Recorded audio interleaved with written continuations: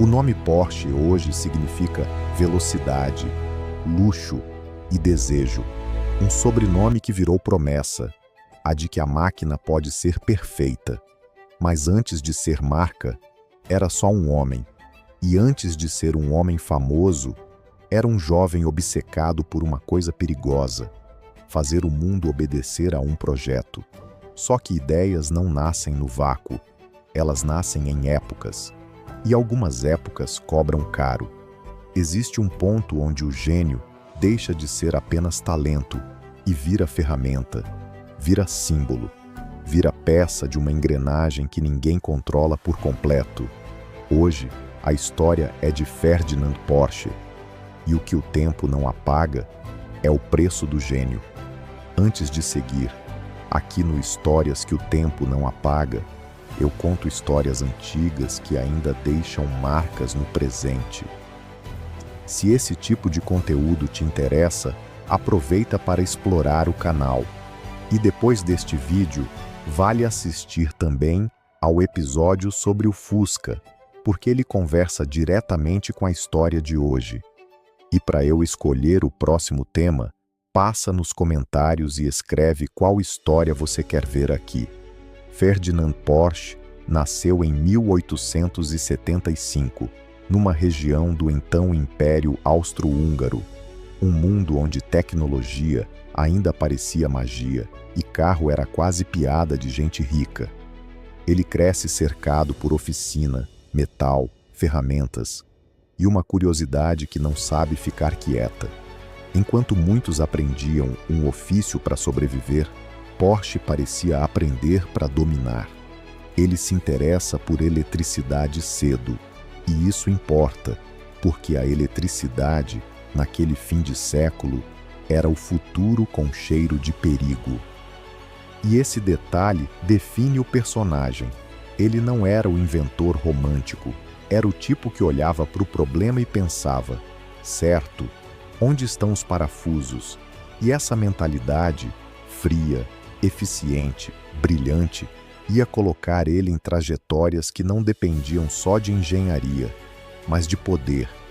No começo do século XX, o automóvel ainda era um bicho em evolução, e Porsche entra nisso não como mais um funcionário, mas como alguém que queria empurrar limites. Ele trabalha com projetos avançados para a época, inclusive soluções com eletricidade e novas arquiteturas. Hoje parece óbvio, na época era ousado. A partir daí, ele sobe na indústria e ganha reputação.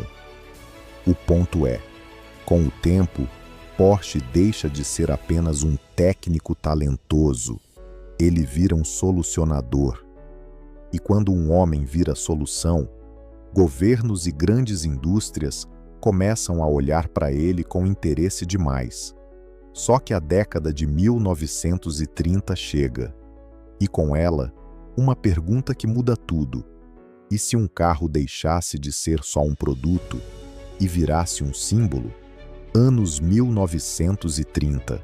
A Alemanha vive transformações políticas radicais.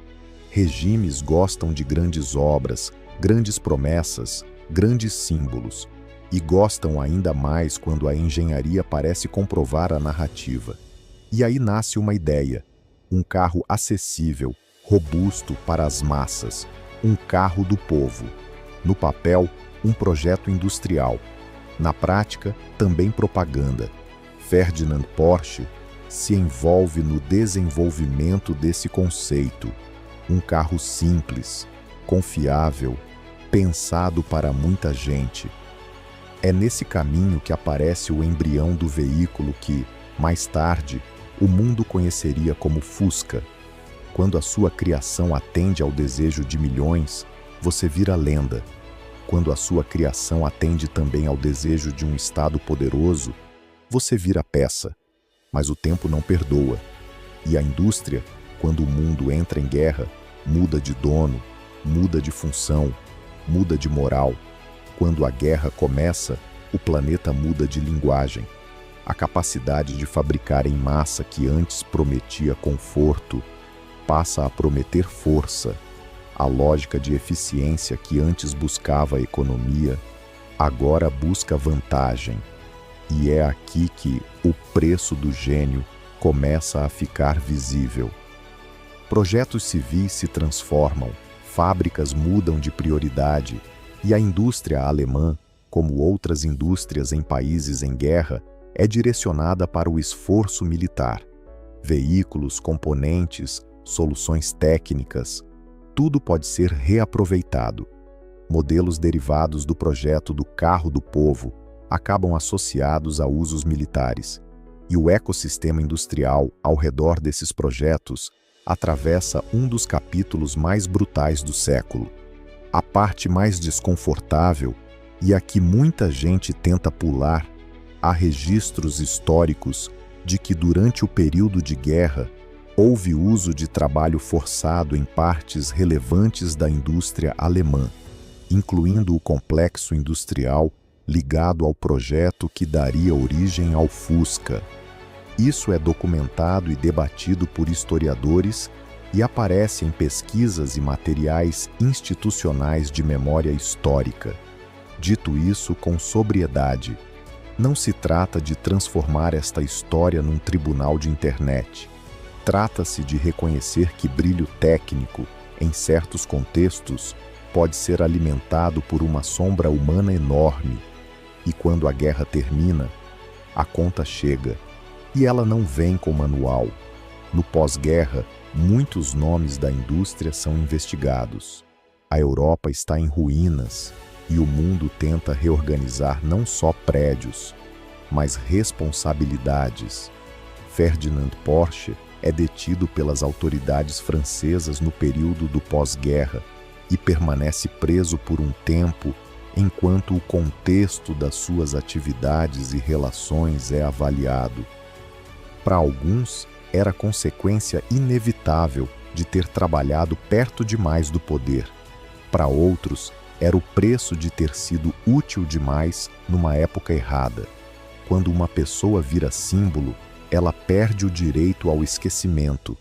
Porque não importa só o que você fez, importa a época, importa para quem você trabalhou, importa quem se beneficiou, importa quem pagou. Mas a história tem uma ironia. Enquanto o homem fica preso ao passado, o sobrenome começa a correr para o futuro. Enquanto Ferdinand enfrenta o pós-guerra, a continuidade do trabalho fica nas mãos do filho, Ferry Porsche, e de uma equipe tentando recomeçar com pouco. A marca Porsche não nasce como império, ela nasce como insistência. No fim dos anos 1940, surge o Porsche 356, um carro leve, esportivo, que carrega DNA de soluções já conhecidas, adaptadas ao novo mundo. É um recomeço, um símbolo de que, mesmo depois do colapso, a engenharia encontra um caminho. E então, o sobrenome Porsche sofre a mutação final, de pessoa para empresa, de história para produto, de passado para desejo. Ferdinand Porsche morre em 1951, mas o nome, não. E aqui mora a pergunta que não apaga. O que exatamente a gente herda quando admira uma máquina? Ferdinand Porsche foi um gênio de engenharia e, ao mesmo tempo, um homem atravessado pela pior tempestade do século. O talento dele ajudou a criar um dos carros mais conhecidos do planeta. E o contexto em que parte desse legado se consolidou garante que a história nunca seja só sobre carros, porque o tempo não apaga o que é rápido, não apaga o que é poderoso e não apaga o que é moralmente complicado. No fim, talvez essa seja a definição de o preço do gênio, quando a sua obra sobrevive a você, mas leva junto as sombras do mundo onde ela nasceu.